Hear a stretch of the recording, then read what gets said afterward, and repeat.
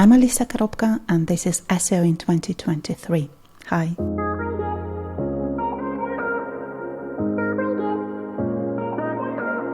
Hi, Olesia. What's your number one SEO tip for 2023? I have a tip which might be similarly basic. However, I think that if you get to utilize it, you will appreciate it later. And I do really hope, before I was asked to prepare the tip, there was a question, how do you measure if it's successful or not? I do hope you won't be able to measure if it was successful or not. However, it will make you prepared. My tip is to prepare for the worst, but hope for the better.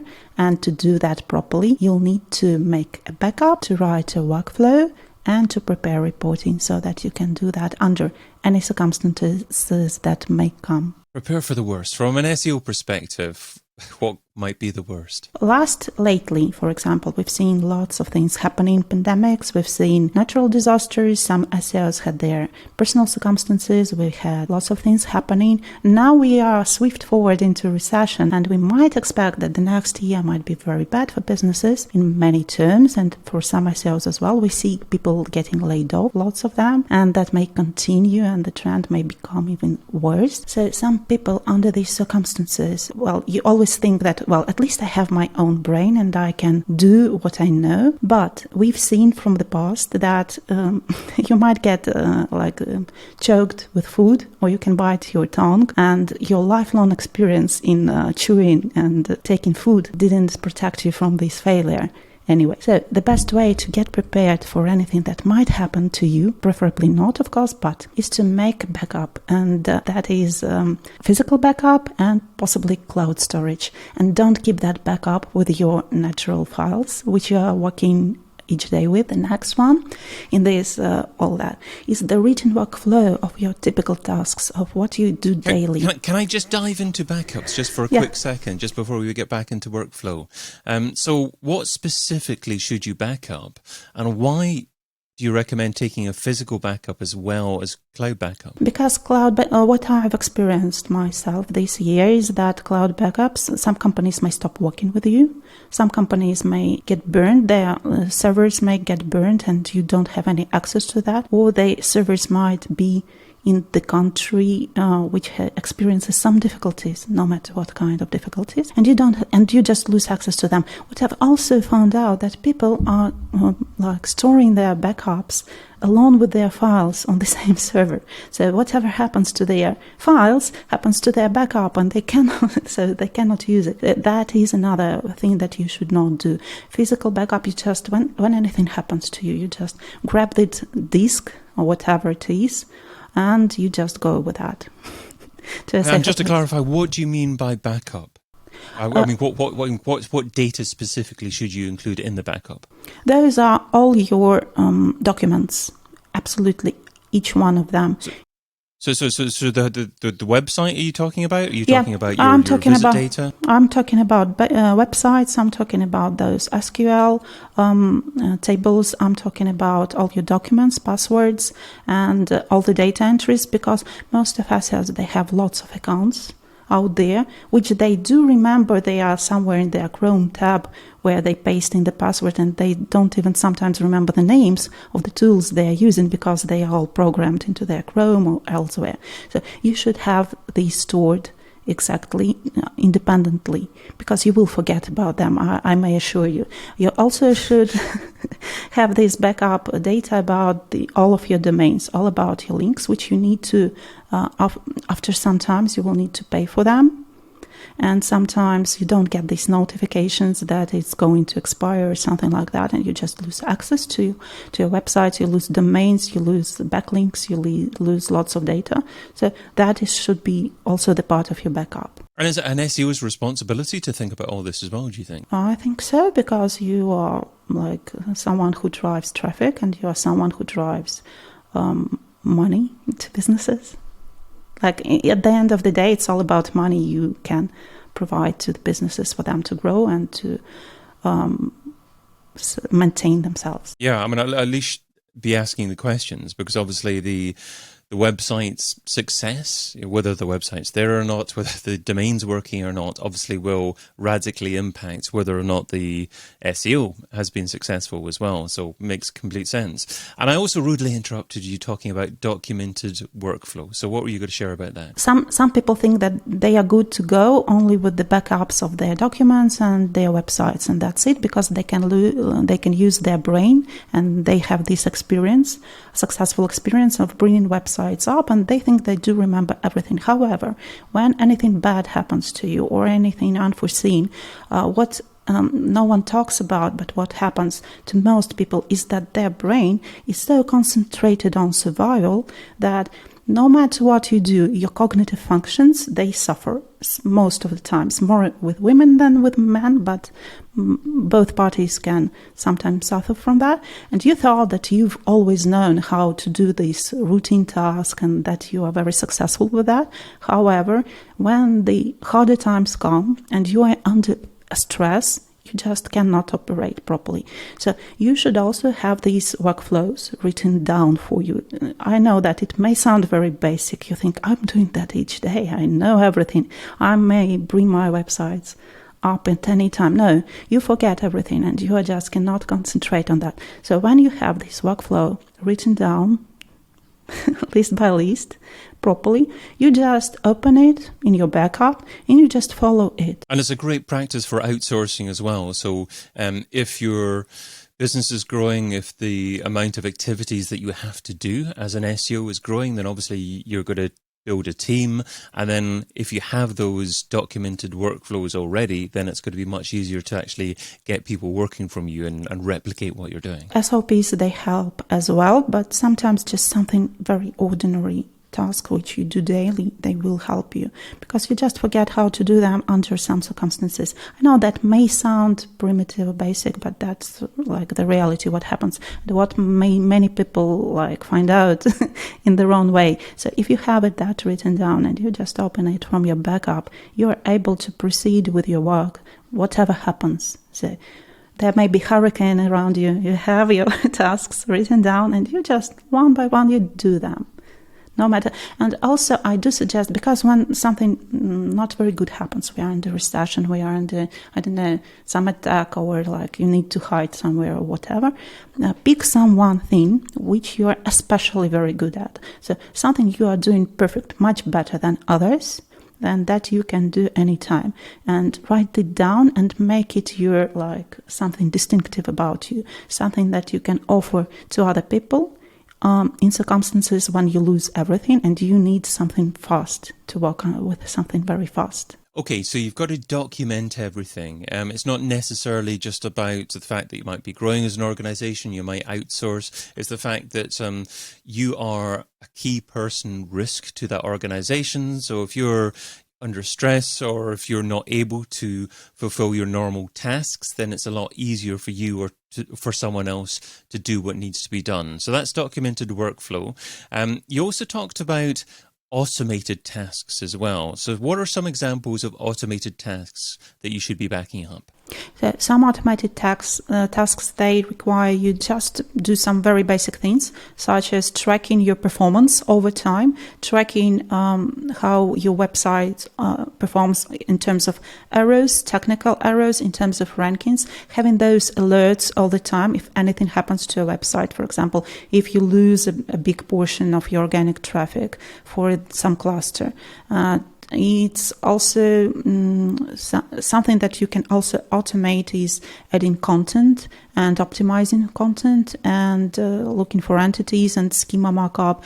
Mostly those are technical tasks that you can do like that. And of course, monitoring alerts for your backlinks, for everywhere you are mentioned and things like that. So what are some key specific automated alerts that every SEO needs to have set up? So I've mentioned that some of them already, but one of the most important is that your domain is up and running, and if you have to pay for it, just you've got this alert. And you also touched on not to miss organic success as well. So how would you go about setting up an alert and receiving an alert if you had a dip in organic reach? Yeah, just make your developer do that for you if you cannot do that yourself, but you can automate it with Python, or you can automate it with console APIs. Ideally, what are you targeting? Are you targeting kind of overall reach? Are you targeting maybe just the key pages, like the home page for a specific keyword phrase, or certain pages on your site? What specifically are you tracking on your site? Like some people have very small websites, that is local business websites or something like that, where you have like very few landing pages which you want specifically to track because they bring you customers.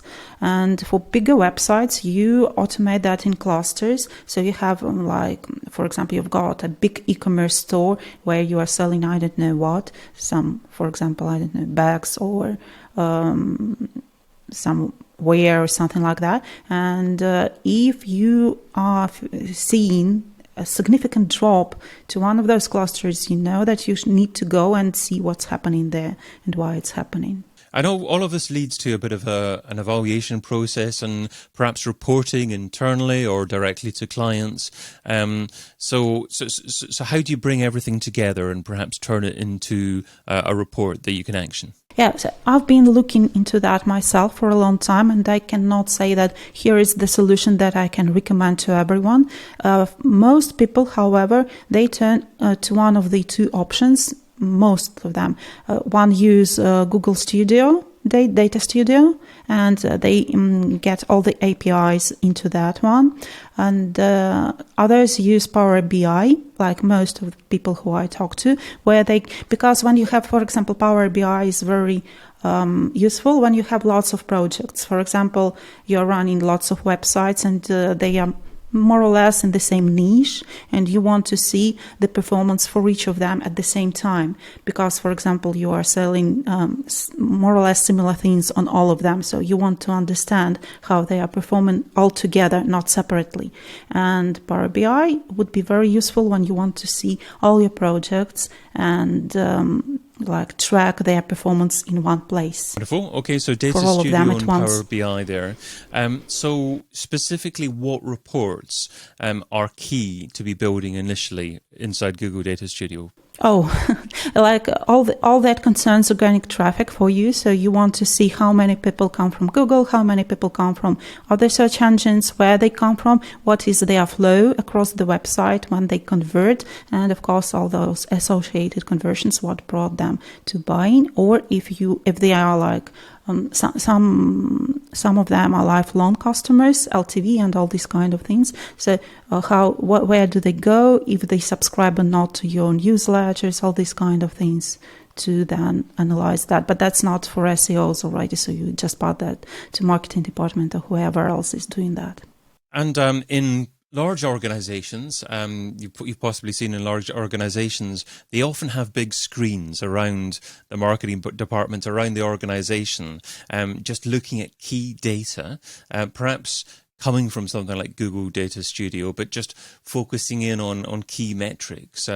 What's they're doing well that day, what they're not doing so well.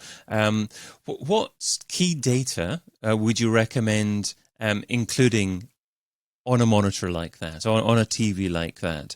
Are you looking at average conversion rate? Are you looking at maybe decreases or increases in traffic? What are the absolutely key metrics that you would recommend sharing with a general marketing department? If you have service company, one of the key metrics might be sign-ups for your service, calls for your service, and then how that converts into, how these leads convert into customers. So the leads coming into your system and how they convert afterwards, where they are coming to, which clusters are the most popular. So do they come all to one specific page and you are dependent only on that one page, or if you are able to bring them to various pages. These are very important. In terms of e-commerce, of course, you will have lots of different pages, but still you will want to see what customers are buying the most, and if they buy anything else with that, to add that as a proposal to other customers and to sell even more. So that will very depend on the business, but most of them are like sign-ups or things that people buy or add to cart, and how they convert after that. So the actual money Actually, and also, of course, for me as an SEO, I do see the correlations for this page, if it where it ranks in terms like in Google and everywhere else, and how much traffic is brought from that system to that specific page. Money SEO is not just traffic. You've shared what SEO should be doing in 2023, so now let's talk about what SEO shouldn't be doing. So what's something that's seductive in terms of time, but ultimately counterproductive, something that SEOs shouldn't be doing in 2023? So I think that we've been talking about, when we were talking about SEO 2022, we were talking a lot about AI, and now it's really happening, and lots of people are over-engaged into this, and they try to put there lots of efforts and resources. And while it's very interesting to test and to play around with, I don't think that taking too much resources and too much of your time into AI tools, which are actually based on one or two of the same resources around the globe, will bring you any good. Because eventually, like what I've tested and what other people tested, you end up spending much more money on that compared to if you do that like with human, at the moment at least. So I think maybe in 2025 or maybe even in 2024, it will become less resourceful maybe, and it will be more beneficial. But in 2023, I think they'll be still testing a lot around with that. And the fact-checking thing for this type of content is very difficult, to say the least, and you'll end up spending more if you invest into that in 2023 compared to investing into real. Well, let's hope that we can revisit the value of AI-driven content in 2024 and 2025 and beyond. Olesia Korobka is the founder and SEO lead at Fagella, and you can find her over at fagella.com. Olesia, thanks so much for being part of SEO in 2023. Thank you. Get your copy of SEO in 2023, the book, over at SEOin2023.com.